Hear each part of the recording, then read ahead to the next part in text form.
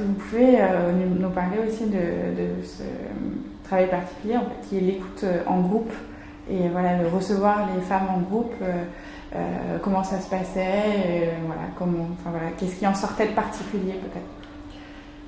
Les recevoir les femmes en groupe, toutes ces femmes qui voulaient un avortement, c'était des séances d'une intensité extrême, puisque à l'époque, c'était des sujets dont on ne parlait pas, on n'employait pas le mot enceinte ni avortée, on disait j'ai un problème, je voudrais le faire passer, il fallait comprendre. Donc déjà, nous, on commençait par situer le ton, le niveau du langage. On employait les mots avorter, déjà. On les recevait ensemble, évidemment, on leur demandait si elles étaient d'accord. Ça se passait dans cette pièce-là, je me souviens. On était tout autour, on mettait les chaises en cercle. On était 2 animatrices en général, de part et d'autre. Et c'était jamais gagné. Quand on partait, c'était une aventure. Et on faisait attention, par exemple, à celle qui allait parler la première, parce qu'elle allait donner le ton aussi. C'était difficile, j'en ai des souvenirs intenses. Ça m'a appris ce que c'est qu'un groupe, comment un groupe se forme, comment un groupe peut s'entraider. Et donc, on leur disait qu'elles étaient libres de parler ou non, qu'on pouvait les recevoir seule à seule si elles préféraient, mais ça serait après, parce qu'il y avait trop de demandes, on n'était pas assez nombreuses, on était toutes bénévoles, et on faisait ce qu'on pouvait avec... il y avait de la queue jusqu'en bas de l'escalier. C'était fou le monde qu'il y avait. Donc on les recevait par 10 ou 12. Et c'était terrible parce qu'on voulait doter à chacune de l'attention dont elle avait besoin. C'était toujours urgent, évidemment. Un avortement, ça ne peut pas attendre. Revenez dans 15 jours, c'est pas possible. Leur angoisse était palpable. Et on essayait de les sécuriser tout de suite, de leur dire on trouvera une solution ensemble. On avait des solutions à l'époque. Enfin, c'était toute de même galère, fallait aller à l'étranger, ou quelques médecins à Paris qui prenaient des risques terribles. Enfin, on vivait dans une atmosphère, on avait aussi peur d'être infiltré, on avait peur d'avoir des policières, ou bon, ça fait rien, on prenait des risques, c'était pour nous important aussi d'être ensemble, et on disait nos convictions très vite, on disait... on n'a rien à vous prouver, on n'a pas à vous juger, c'est votre demande. D'abord, on voulait tout d'abord s'assurer que c'était leur demande. Parce qu'il y a eu des cas, qu'on a vu aussi, où la demande était contrainte, soit par la mère, soit par le mari. Bon, c'était leur demande, donc elles exposaient leur situation. Et petit à petit, quand une commençait à parler, puis 2, ça libérait les autres. Elles se rendaient compte, et c'est ça l'effet du groupe, je ne suis pas seule.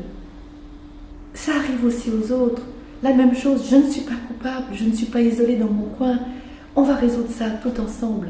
C'était vraiment un moment très libératoire, ça, quand on voyait les visages se détendre, les corps se détendre, se dire « Ah oui, je suis dans une merde épouvantable, mais on est toutes ensemble, on est toutes dans le même bateau et on va y arriver. » Et donc, nous, on écoutait, on redirigeait la conversation, je ne me rappelle plus très bien les questions ni les modes d'approche qu'on avait, mais en tout cas, on se laissait guider par l'énergie du groupe.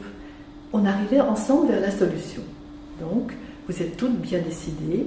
Alors voilà ce qu'on va faire. On va vous donner telle adresse. Voilà où vous devrez vous présenter avec, on disait toutes les conditions pratiques matérielles. On expliquait pour l'Angleterre ou pour les Pays-Bas. Et puis, on disait toujours à la fin, quand le groupe était formé, existait, on parlait toujours de politique. On disait, on est là en train de vous donner des solutions pour vous débrouiller parce que c'est urgent. Mais c'est politique le problème, il faut le traiter à l'échelon politique. Alors, par exemple, moi je demandais une adhésion au planning. On a besoin d'argent, nous on est bénévoles, mais il faut bien payer ses locaux, le téléphone, etc. Il faut que tout ensemble on obtienne cette loi qui fait qu'on sera des adultes et qu'on pourra gérer notre sexualité sans les contraintes. C'est pas aux hommes, aux prêtres, aux médecins, aux politiques de décider pour nous. Personne ne peut vous obliger à avoir cet enfant si vous n'en voulez pas. Vous êtes libre. Et donc, donnons-nous les moyens de notre liberté. Donc, on avait toujours cet aspect politique.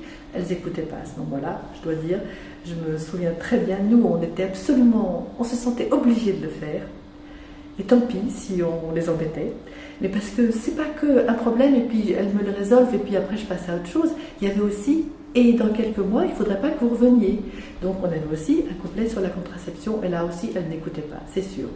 Mais on se disait, bon, on leur donnait un papier, on expliquait les différentes méthodes de contraception, elles écoutaient par politesse. Peut-être qu'après, ça reviendrait. Bien sûr, ce n'était pas leur urgence. Mais nous, on devait faire ça.